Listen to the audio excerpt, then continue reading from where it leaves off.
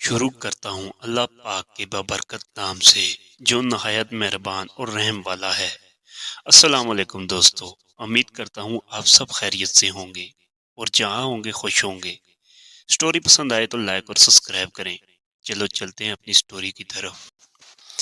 رات کے تقریباً 11 بجے کا وقت ہوگا جب وہ اس گاؤں کے سنسان بس سٹاپ پہ اترا۔ بڑی بس میں سے یہاں اترنے والا وہ اکلوتا مسافر تھا۔ گاڑی سے اسے اتار کر آگے بڑھ گئی تو اس نے ارد گرد نظر دوڑائی۔ جہاں تک نظر کام کر رہی تھی وہاں صرف کھیت اور ایک کا دکھا درخت ہی نظر آ رہے تھے۔ اگرچہ گرمیوں کا موسم تھا مگر پھر بھی دور دور تک کسی زی روح کا وجود نظر نہیں آ رہا تھا۔ حالانکہ عام طور پر سردیوں کی نسبت گرمیوں کی راتوں میں لوگ آتے جاتے رہتے ہیں، مگر یہاں ایسے لگ رہا تھا جیسے انسان رہتے ہی نہیں ہے۔ اسے بتایا گیا تھا کہ رات 9 بجے تک اسے یہاں تانگا مل جائے گا، اس لیے وہ 9 بجے سے پہلے پہنچنے کی کوشش کرے۔ بصورت دیگر اسے 7 کلومیٹر کا سفر پیدل طے کرنا ہوگا۔ موبائل ابھی ایجاد نہیں ہوا تھا ورنہ کال کر کے اپنے کسی کزن کو بلا لیتا۔ اس نے جیب سے سگریٹ نکال کر سلگائی اور ایک لمبا کش کھینچ کر چل پڑا۔ سامان کے نام پہ اس کے پاس صرف ایک چھوٹا بیگ تھا جس میں ایک عدد مٹھائی کے ڈبے سمیت اس کے 3-4 سوٹ تھے۔ چند چھوٹی موٹی دوسری چیزیں تھیں جو اس کے گھر والوں نے اس کی پھوپھو کے لیے دی تھی۔ یہ 15-20 سال پہلے ایک بار یہاں آیا تھا۔ صبح یہ نکلا تو جلدی ہی تھا، مگر ایک تو سفر زیادہ تھا، دوسرا گاڑی خراب ہو گئی تھی جس کی وجہ سے اسے رات ہو گئی۔ شہر سے یہاں تک بس 2 ہی گاڑیاں آتی تھی، جن میں سے ایک تو پہلے ہی چلی گئی تھی اور دوسری شام 6 بجے نکلتی تھی۔ اسے شام والی گاڑی ملی تھی جو راستے میں خراب ہو گئی۔ مکینک شہر سے لانا پڑا جس کی وجہ سے بہت وقت ضائع ہوا اور کوئی ایسا ذریعہ نہیں تھا جس پر بیٹھ کر وہ یہاں تک پہنچ سکتا، اس لیے سوائے انتظار کے کوئی اور چارہ نہیں تھا۔ بیگ کندھے پہ لٹکائے سگڑ کے کش لگاتا اس وقت روئی سے چل رہا تھا۔ وہ جانتا تھا کہ 3 کلومیٹر کا سفر اسے پیدل ہی طے کرنا ہوگا، کیونکہ جس طرح یہ علاقہ تھا شاید ہی اسے اس وقت یہاں کوئی سواری ملتی جو اسے اس کی منزل تک پہنچا دیتی۔ 2 کلومیٹر چلنے کے بعد چھوٹا سا ایک گاؤں آیا تھا، مگر یہ اس کی منزل نہیں تھی۔ اس سے ابھی 5 کلومیٹر اور چلنا تھا اور یہ سوچ کر ہی اس کی جان نکلی جا رہی تھی کہ ابھی 5 کلومیٹر اور چلنا ہے اور وہ بھی پیدل۔ گاؤں میں پھرنے والے آوارہ کتوں سے بچنے کے لیے اس نے گاؤں کے اندر سے گزرنے کے بجائے باہر والے راستے کو ترجیح دی۔ ٹانگوں میں ہلکی سی تھکاوٹ محسوس ہوئی تھی۔ نہیں جمال، ابھی ہمت نہیں ہارنی، ابھی بہت سفر باقی ہے، اس نے خود سے کہا اور جیسے تیسے چلتا رہا۔ دور سے نظر آنے والی روشنی سے اندازہ ہو رہا تھا کہ راستے میں پڑنے والا دوسرا گاؤں آنے والا ہے۔ ان روشنی پر نظر جمائے خود کو حوصلہ دیتے ہوئے وہ چلتا رہا۔ کچھ دیر چلنے کے بعد اس کی ٹانگیں جواب دے گئی تو وہ ایک جگہ پر بیٹھ گیا۔ بس سٹاپ سے لے کر اب تک کچھ پل کے لیے وہ صرف 2 جگہ رکا تھا۔ گاؤں کی روشنی اب بھی بہت دور لگ رہی تھی۔ وہ سانس لینے کو بیٹھ گیا مگر اس کا دل نہیں کر رہا تھا کہ وہ یہاں سے اٹھے۔ دل چاہ رہا تھا کہ یہیں زمین پر بیگ کا سرہانہ بنا کر سو جائے، مگر وہ ایسا صرف سوچ سکتا تھا، کر نہیں سکتا تھا۔ کافی دیر وہ وہیں بیٹھا رہا، سگریٹ پھونکتا رہا اور پھر ہمت کر کے اٹھ کھڑا ہوا۔ اسے بہرحال چلنا ہی تھا، تبھی سفر کٹ سکتا تھا۔ ابھی وہ چند قدم ہی چلا تھا کہ اپنی دائیں طرف سے کسی چیز کے بھاگنے کی آواز آئی۔ وہ ٹھٹک کر رکا اور آنکھیں پھاڑ کر اس کی طرف دیکھنے لگا۔ دل کی دھڑکن خود بخود بڑھ گئی تھی۔ اندھیری رات تھی، اس لیے چند قدم آگے اسے کچھ نظر نہیں آ رہا تھا۔ کوئی گیدڑ یا کتا ہوگا، اس نے خود کو تسلی دی اور ایک بار پھر چل پڑا۔ انسان کو مصیبت میں ہمیشہ اللہ ہی یاد آتا ہے اور انسان ایسا خود غرض ہے کہ اللہ کو صرف مصیبت میں یاد کرتا ہے۔ جمال کو بھی جو کچھ یاد تھا سب پڑھ لیا اور اب اللہ پاک کے ناموں کا ورد کرتا چلنے لگا۔ اللہ کے نام سے دل کو کافی حد تک سکون محسوس ہوا۔ دوسرا گاؤں قریب آ گیا تھا۔ جمال کو اس گاؤں کے اندر سے ہی گزر کر جانا تھا کیونکہ اس کے چاروں طرف کھیت تھے۔ راستہ صرف گاؤں کے اندر سے ہی گزرتا تھا۔ گاؤں میں داخل ہونے سے پہلے جمال نے کتوں سے بچنے کے لیے ایک لکڑی اٹھائی۔ اللہ کے مختلف مقدس ناموں کا ورد کرتا ہوا وہ گاؤں میں داخل ہو گیا۔ کہیں کہیں کسی گھر کے باہر کوئی زرد سا بلب روشن تھا جو اپنی استطاعت کے مطابق اندھیرے سے لڑنے کی کوشش کر رہا تھا۔ جمال کو کسی کسی گھر کے باہر لوگ سوتے ہوئے نظر آئے۔ گاؤں دیہات میں گرمیوں میں عموماً لوگ بازار میں سوتے ہیں۔ وہ دو گلیاں گزر کر اب قدرے ایک کھلے بازار میں آ گیا تھا۔ ایک طرف دو تین کتے لیٹے ہوئے تھے۔ انسانی قدموں کی آہٹ پا کر ان میں سے ایک نے سر اٹھا کر جمال کی طرف دیکھا۔ کتے کو اپنی طرف متوجہ پا کر جمال چوکنا ہو گیا۔ کہیں ایسا نہ ہو کہ کتا لکڑی دے کر اس پر حملہ کر دے، اس لیے ہاتھ میں پکڑی لکڑی کو اس نے چھپا لیا۔ کتا چند پل جمال کی طرف دیکھتا رہا، مگر دوسری طرف سے کوئی رد عمل نہ پا کر اس نے دوبارہ سر زمین پر رکھ دیا۔ جمال کتے پر نظر جمائے آگے بڑھتا رہا۔ کچھ دور جا کر اس سے تسلی ہو گئی کہ وہ اب ریڈ زون سے نکل آیا ہے۔ اس کی منزل ابھی بھی تقریباً 2-2.5 کلومیٹر دور تھی۔ وہ جیسے ہی گاؤں سے نکلا اسے اپنے پیچھے کتے کی خراٹ کی سنائی دی۔ جمال نے بجلی کسی تیزی سے پلٹ کر دیکھا۔ اس سے کچھ فاصلے پر سفید رنگ کا ایک بہت بڑا کتا کھڑا جمال کی طرف دیکھ کر بھونک رہا تھا۔ جمال وہیں ساکت ہو گیا۔ اس نے کتے کو پیار سے پچکارنے کی کوشش کی، لیکن وہ جانتا تھا کہ وہ کتے سے تیز نہیں بھاگ سکتا، اس لیے پیار سے آرام سے کرنے کی کوشش کر رہا تھا۔ جمال کتے کو پچکارتے ہوئے الٹے قدم آہستہ آہستہ پیچھے ہٹنے لگا۔ اس کا ارادہ تھا کہ کتے کے کچھ فاصلے پر پہنچ کر وہ دوڑ لگا دے گا۔ جمال نے ادھر ادھر دیکھا تو اسے اپنے بائیں طرف ایک مکان کا بسیدہ سا دروازہ نظر آیا۔ وہ آہستہ آہستہ اس مکان کی طرف بڑھنے لگا۔ کتا بھی اس کے پیچھے آ رہا تھا۔ اس کی بھونکنے میں کمی آنے کے بجائے مزید شدت آ گئی۔ جمال کو کچھ اور نہ سوجا تو اس نے اپنے قدم روک لیے اور کتے کے قریب آنے کا انتظار کرنے لگا۔ کتا اس سے کچھ فاصلے تک آیا، پھر وہیں کھڑا بھونکتا رہا۔ جمال نے کتے پہ لعنت بھیجی اور خود کو پرسکون کرنے کے لیے سرگٹ سلگائی۔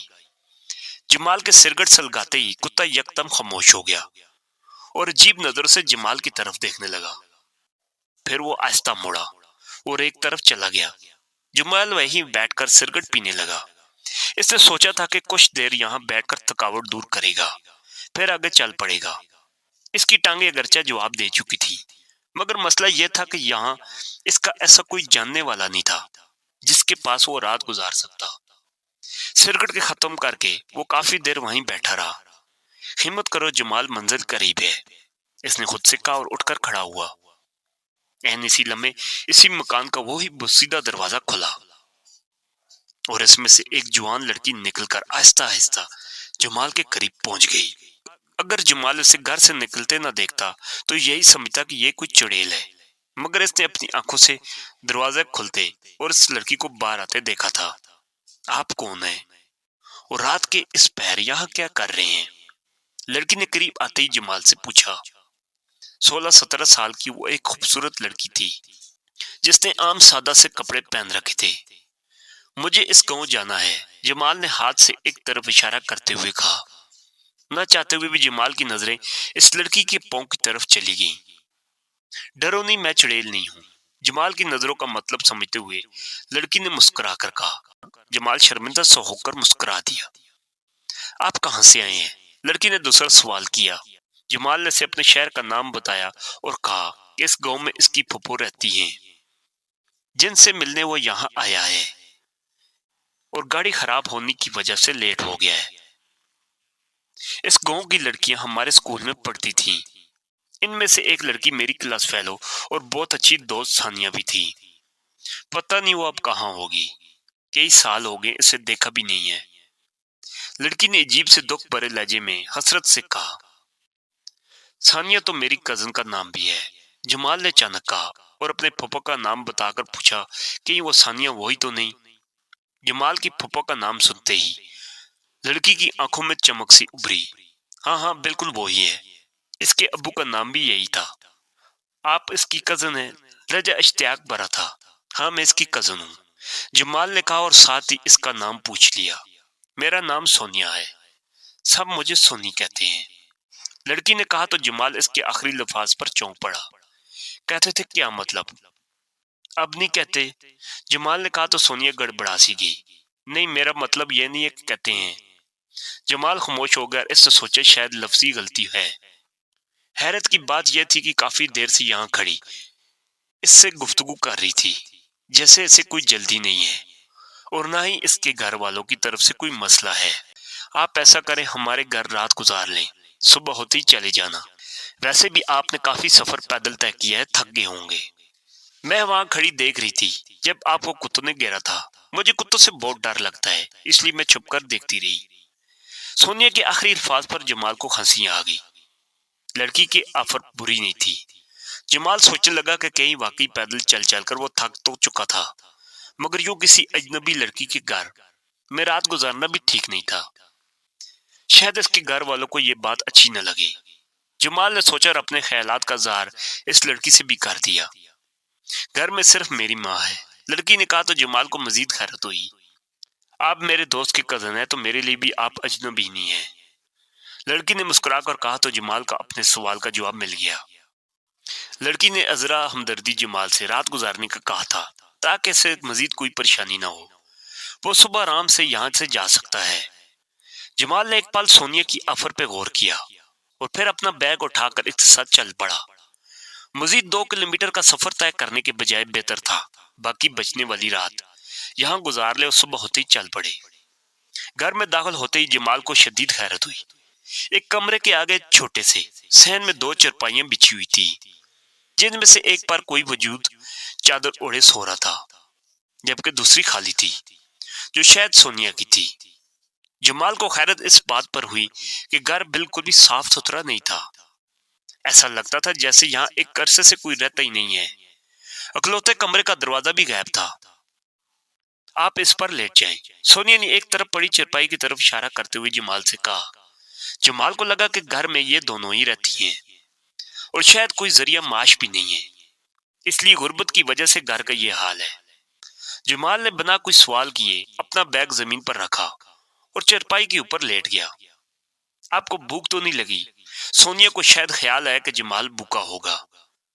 جمال کو گرچہ بھوک محسوس ہو رہی تھی، مگر اس نے گھر کی حالت اور وقت کے پیش نظر کہہ دیا کہ اسے بھوک نہیں ہے۔ وہ نہیں چاہتا تھا کہ اس کی وجہ سے رات کے اس وقت یہ لوگ تنگ ہوں۔ بیٹی کون ہے؟ اچانک ہی سونیا کی ماں نے منہ سے چادر ہٹا کر پوچھا۔ امی مسافر ہے، اسے دوسرے گاؤں جانا ہے۔ میں نے کہا رات زیادہ ہو گئی ہے، ہمارے گھر رات گزار لیں، صبح چلے جانا۔ سونیا نے اپنی ماں کو جواب دیا۔ اچھا کیا بیٹی، شاید یہ ہمارے کام آ جائے، سونیا کی ماں نے کہا اور چادر دوبارہ اپنے اوپر کھینچ کر لیٹ گئی۔ جمال سونیا کی والدہ کے الفاظ شاید یہ ہمارے کام آ جائے سن کر چونکا۔ میں آپ کے کیا کام آ سکتا ہوں؟ جمال نے سونیا سے مخاطب تھا۔ جمال سونیا سے مخاطب ہو کر بولا، کچھ نہیں، آپ آرام کریں، امی تو بس ویسے یوں ہی کہہ دیا۔ سونیا نے جمال کو ٹال دیا۔ جمال چپ ہو گیا، البتہ اس کے ذہن میں ابھی بھی کئی سوال تھے۔ شاید یہ لوگ اس سے مالی مدد چاہتے تھے۔ جمال نے سوچا اور کروٹ بدل دی۔ اس نے سوچ لیا تھا کہ صبح جانے سے پہلے وہ ان لوگوں کی مدد ضرور کرے گا۔ تھکاوٹ کی وجہ سے جمال کو جلد نیند آ گئی۔ صبح سورج کی کرنیں اس پر پڑی تو وہ نیند سے جاگا۔ پہلے تو اسے سمجھ ہی نہیں آئی کہ وہ کہاں ہے۔ پھر رات کا سارا منظر اس کی آنکھوں کے سامنے گم گیا۔ وہ جلدی سے چرپائی سے اٹھا اور ادھر ادھر دیکھتا۔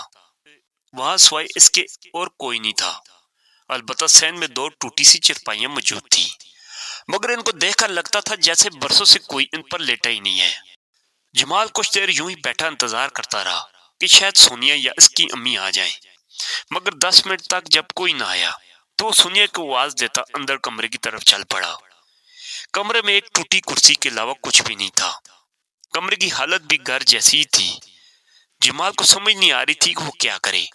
رات والا سارا واقعہ اسے ایک خواب کی طرح لگ رہا تھا۔ جمال کی اس گھر میں موجودگی بھی حقیقت تھی، جو کہ یہ ظاہر کر رہی تھی جمال اس گھر میں اپنی مرضی سے نہیں آیا ہے، یقیناً اسے کوئی لایا تھا۔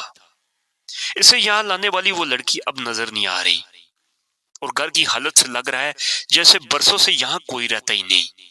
جمال دل میں عجیب سی کشمکش لیے گھر سے نکل کر آگے چل پڑا۔ جمال کو اس گھر سے نکلتے دیکھ کر لوگوں نے عجیب سی نظروں سے اسے دیکھا۔ اپنی پھپھو کے گاؤں میں پہنچنے تک جمال رات والے واقعے کے بارے میں سوچتا رہا۔ جمال کی پھپھو اور کزن اسے اچانک دیکھ کر بہت خوش ہوئے۔ ان کی پوچھنے پر جمال نے بتایا کہ وہ رات آیا تھا، لیٹ ہونے کی وجہ سے پچھلے گاؤں میں کسی نے اسے اپنے گھر میں روک لیا، اس لیے وہ صبح صبح یہاں آ گیا ہے۔ جمال نے مختصر بتایا رات والا واقعہ۔ تیسرے دن جمال کا کزن اس کو لے کر اپنے ایک دوست کو ملنے گیا۔ یہ وہی گاؤں تھا جہاں جمال کو وہ لڑکی ملی تھی۔ باتوں باتوں میں جمال نے اپنے کزن کے دوست سے اس گھر کے بارے میں پوچھا تو وہ لڑکا چونک پڑا۔ بھائی آپ یہ کیوں پوچھ رہے ہیں؟ اس لڑکے نے کہا تو جمال نے ساری بات تفصیل سے اسے بتا دی۔ جمال کی بات سن کر اس کا کزن اور دونوں اچھل پڑے۔ وہ دونوں جمال کو ایسے گھور رہے تھے جیسے انہیں اس کی دماغی توازن پر شبہ ہو۔ اس کے کزن نے بتایا کہ جمال جس کی بات کر رہا ہے وہ مکان کئی سالوں سے بند پڑا ہے۔ اس گھر میں واقعی ماں بیٹی رہتی تھی۔ مذہب کے لحاظ سے وہ عیسائی تھی، مگر دونوں ماں بیٹی بہت اچھی انسان تھی۔ اس گاؤں میں عیسائیوں کے اور بھی کئی گھر ہیں، وہ سب بہت اچھے لوگ ہیں۔ سونیا اور اس کی ماں بھی ایسی تھی۔ ایک رات کسی کو بنا کچھ بتائے پتہ نہیں وہ دونوں کہاں چلی گئی۔ گاؤں کے لوگوں نے انہیں تلاش کرنے کی پوری کوشش کی، مگر ان کا کوئی سراغ نہ ملا۔ اور تم کہہ رہے ہو کہ تم نے کل رات ان کو اسی گھر میں دیکھا ہے؟ جمال کے کزن نے اس کی طرف دیکھتے ہوئے کہا۔ جمال نے اسے سونیا کی عمر اور خود و حال بتائے تو اس کی کزن کا دوست چونک پڑا۔ ہاں بالکل وہ ایسی تھی، اس کے دوست نے جوش سے کہا۔ بات کسی کی بھی سمجھ میں نہیں آ رہی تھی۔ تینوں اٹھ کر اس مکان کو دیکھنے چل پڑے۔ وہاں سوائے خاموشی کے اور کچھ نہیں تھا۔ جمال نے گھر کا جو نقشہ ان کو بتایا تھا ہو بہو ویسا ہی تھا۔ چارپائیاں اب بھی ویسی پڑی تھی۔ البتہ جمال کو یہ ضرور پتہ چل گیا تھا کہ سونیا نامی لڑکی اگر چڑیل نہیں تھی تو انسان بھی نہیں تھی۔ اسے یاد ہے کہ اس رات اس پہ جو کتا بھونک رہا تھا وہ دراصل جمال کو نہیں بلکہ سونیا کو دیکھ کر بھونک رہا ہوگا، کیونکہ جمال نے سرگٹ سلگائی تو کتا خاموش ہو گیا۔ سونیا نے کہا تھا وہ کب سے اسے دیکھ رہی ہے، مگر آگے نہیں آئی کیونکہ اسے کتوں سے ڈر لگتا ہے۔ جانوروں میں یہ خاصیت ہے کہ وہ کئی ایسی نادیدہ چیزیں بھی دیکھ لیتے ہیں جو انسانوں کو نظر نہیں آتی۔ جمال نے اپنی کزن تانیہ کو ساری بات بتائی تو اچھل پڑی۔ بالکل بھائی، سونیا نام کی ایک عیسائی لڑکی میرے ساتھ پڑھتی تھی، اور کئی سال پہلے وہ جب کئی دن سکول نہیں آئی تو ٹیچر نے اس کے گھر سکول کے چوکیدار کو بھیجا۔ چوکیدار کے مطابق سونیا اور اس کی امی پرسرار طور پر لاپتہ ہیں، اور اب آپ کہہ رہے ہیں کہ وہ آپ کو اپنے گھر میں ملی ہیں، شاید وہ واپس آ گئی ہوں۔ تانیہ نے اپنا خیال پیش کیا، مگر جمال جانتا تھا کہ بات کچھ اور ہے۔ اگر وہ واپس آ گئی ہوتی تو ان کے گھر کی ویسی حالت نہ ہوتی، وہ دن میں بھی انہیں ملتی۔ جمال نے تیہ کر لیا تھا کہ وہ اس کہانی کا پتہ لگا کر رہے گا۔ اگلی رات وہ اس گاؤں میں اپنے کزن کے دوست کے ہاں موجود تھا۔ رات کے 11:30 بجے وہ اپنے گھر سے نکلا اور سونیا کے گھر کے باہر آ کر بیٹھ گیا۔ اسے وہاں بیٹھے صبح ہو گئی، مگر اس کا مقصد پورا نہیں ہوا۔ اسے سونیا نظر نہیں آئی تھی۔ اگلی رات وہ پھر وہیں موجود تھا۔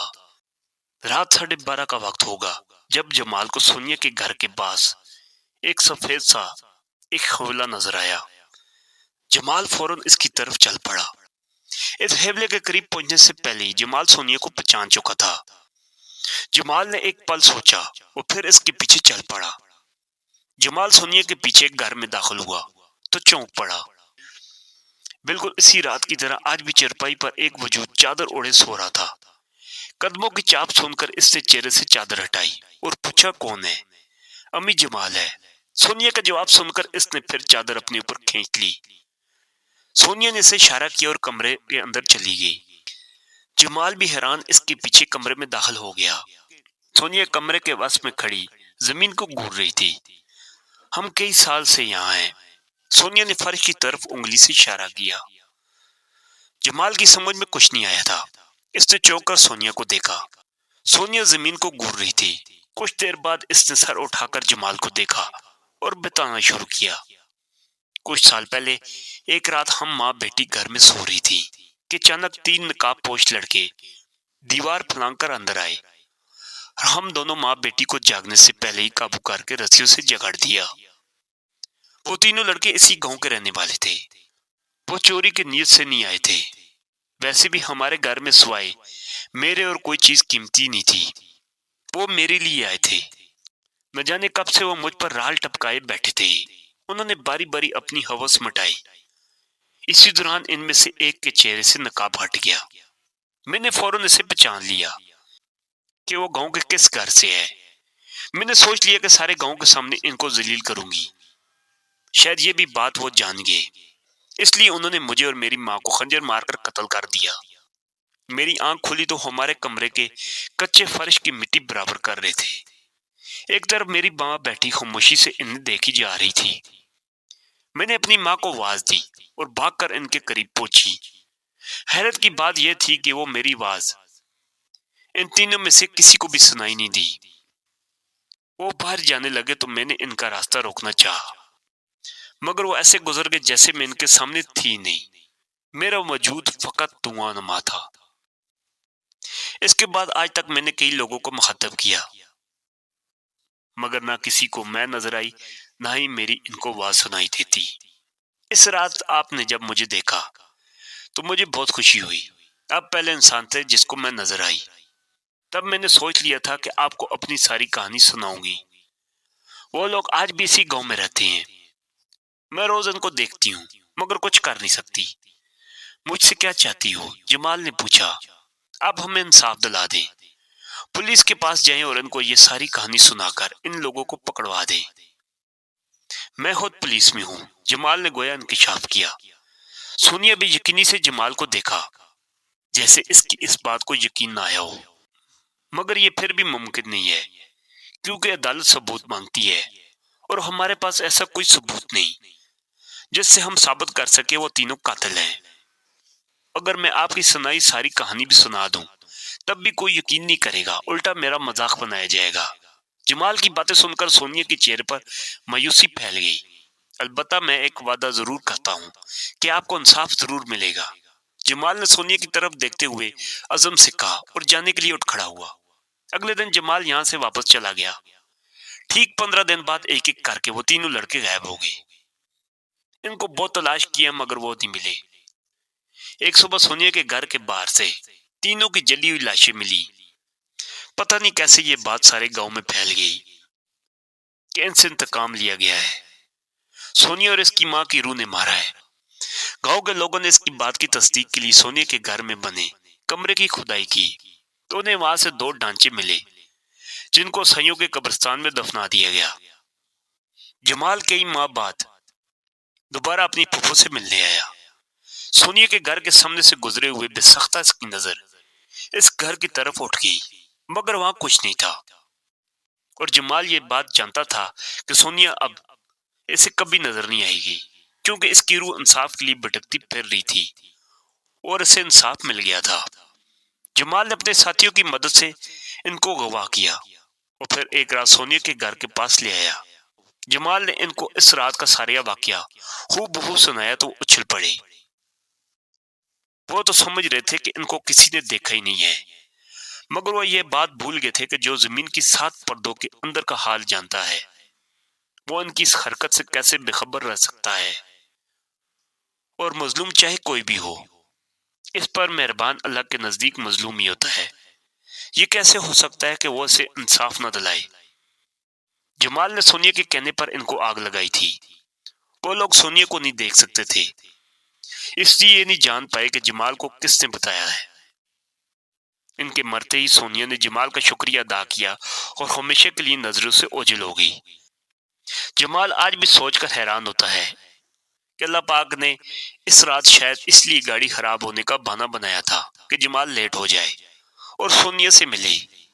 بعض اوقات جو کام بظاہر کسی ایک کے لیے ہوتا ہے وہی کام دوسرے کے لیے کتنا فائدہ مند ہے وہی جانتا ہے، بے شک اس کے رنگ وہی جانتا ہے۔ ہم انسان صرف اپنا سوچتے ہیں اور وہ اللہ اپنی ساری مخلوق کا۔